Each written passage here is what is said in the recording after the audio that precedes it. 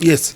Kwekyo ekikuru tubadde tubuuza ku kintu kya ku statement eyavayo mu era ng'egamba nti umeme badde esala abantu sente eziyita ku nebawa amasanyalaze matini kusinziira ku sente ze basasula ate nga tusangamu ebintu nga bya service fee kati ekintu kya service fee ogamba oti omuntu service fee mu modern era n'ogamba service fee ezo zitujukiza obudde bwaffe obwa telecom lulinga bakugamba kukozesa kubeera n'esimu osasula emitwalo 2 mu kitundu buli mwezi ebyo bye byaliwo obudde kati ku luno nga bagamba nti bw'obeera ne mitayo y'amasanyalaze ya YAKA oba ogikozesa oba togikozesa oteekwa kusasula esente ezimu kati bwemba mu ddwaliro nga ndi mulwadde neemala amezi 8 ku kitanda neemala omwaka kubanga tubalinamu ku kitanda nentuuka waka nengula YAKA ya mutwalo gumu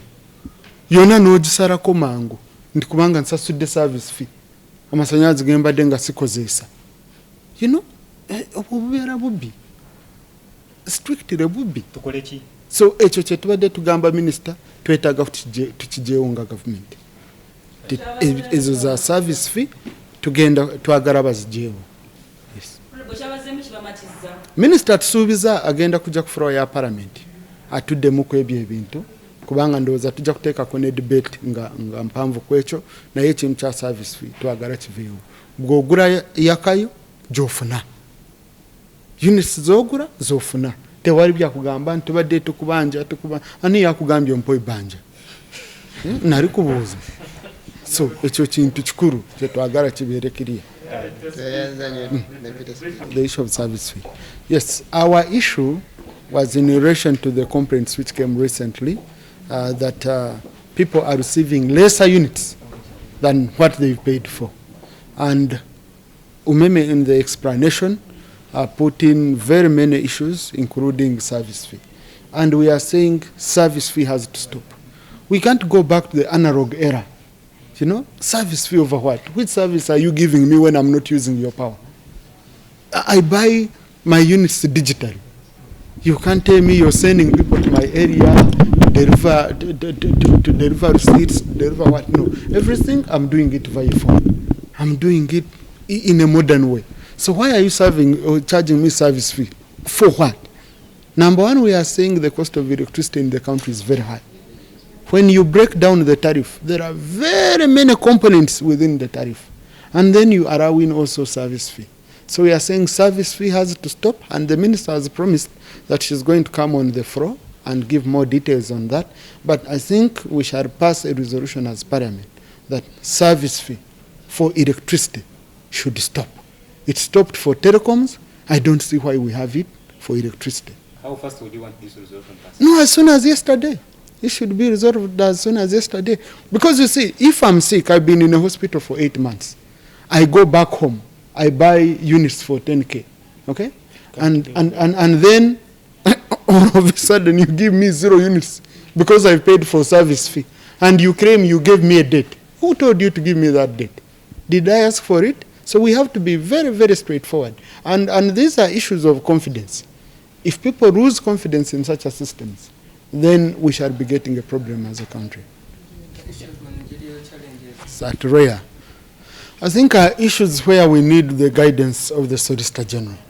Because the minister is saying, under the Electricity Act, she's managing the fund.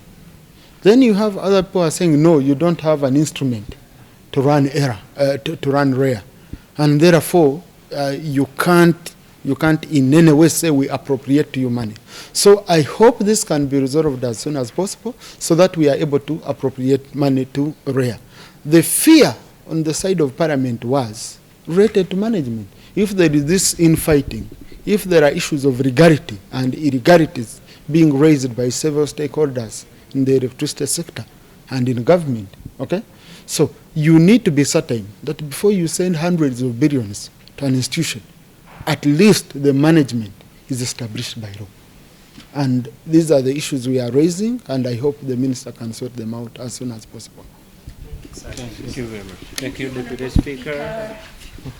Enda ne bakola dam. Atenga contract je basigninga nga bakimanyi nti damu bwe mara bweti oli naji commissioning n'agamba nti damu yino eri ready kuleta amasanyalaze muteekwa kumusasura oba mugagura oba temugagura mukola ki mumusasura kati biliyoni 10 buli mwaka nga ze tusasura omuntu kubanga tetwakola line so kati embadde nga mbabaliramu eyo damu yatwara obu biliyoni nga 4 okiraba mu myaka 3 gye tutagenda kukozesa amasanyalaze gayo tujja kusasura biliyoni 3 omwaka ogwagwa tutasasura biliyoni kuguno baagala tusasure biliyoni n'ogudako nga tegenda kugwa tujja kusasura biliyoni endala 10 so kati ekyo kitegeeza mu myaka 4 nga tewali masanyalaze ge tunakozesa kuva mu damu ya Agago tujja kubanga tusasudde sente ezazimba damu yona nga tuzisasura contractor hata bwe tumara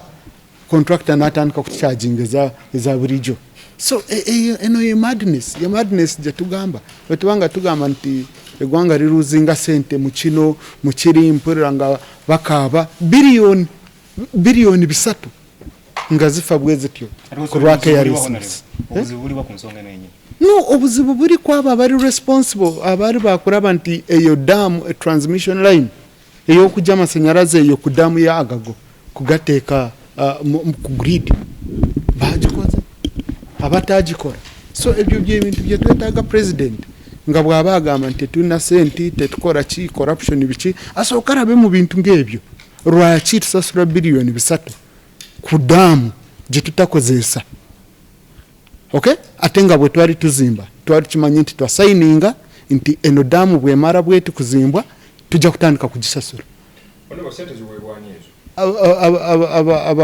abazungu abagizimba contractor kubanga damu ye twagendayo in fact twasangayo company yaba Italy so gwe tusasura atenga kiri mu contract so ekyari kyakolebwa cyari kyakuraba nti eyo damu nga tumara kugizimba bwetuti ne line yo evacuating amasanyalaze nayo nga tumaze kora ki kugikora then amasanyalaze aganava mu damu eyo nga gesasura naye kati muna Uganda omuntu w'emitoma atafuna kwaga amasanyalaze umwaka guna yasasude biliyoni 10 n'ogudda kwaja kusasura 10 eya Karuma yotulirede ne tranji aisimba already bera evacuated naye waliyo obudamu bungi twetaaga kuba mutoki turabe government yetaaga eyangwe man cabinet kine kintu kitunuremu kubanga ojja kusanga nga mu redeemed costs wetutabera steady rudamu je bamara nga tetunawo evacuation nga tuluzinga sente nyingi zomwe ziri mu budget what was it batade mu biliyoni 10 naye bajja kuzifuna kubanga ziri mu contract minister kyabadde atugamba contract egamba betaaga biliyoni 10 guno omwaka basasudde 10 ogudako bagenda kusasula 10 kati mu budget bateese mu 10 so minister kyabadde anga atusaba nti komiti yafegezeeko erabe nti ezo sente biliyoni 9 zifunika nezigenda mu nesasule naye kiri so painful. And even the connections, government used to subsidize by 70%. So the consumer would only pay 30%. Even right from the old times. And I think when you look at the rates, like they are like in 300. So given the inflation rate, where when you multiply at that rate, I think the dollar was at around 1,000 Uganda shillings. So you find that they correlate with the current rate. Now, when Umeme took over from UEB, those costs were embedded in the tariff. And as time went on, they became unbearable. And that's what made the ministry to create the electricity connection policy. That was the genesis of the what?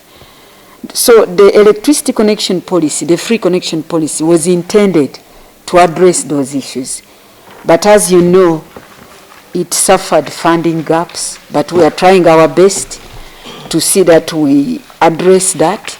And at the time when we had to relax the policy, we were faced with a situation whereby we had locked everybody. So, but when we relaxed, it is only when we have money, that's when we connect freely. If we don't have money, Those who have their own money can connect themselves.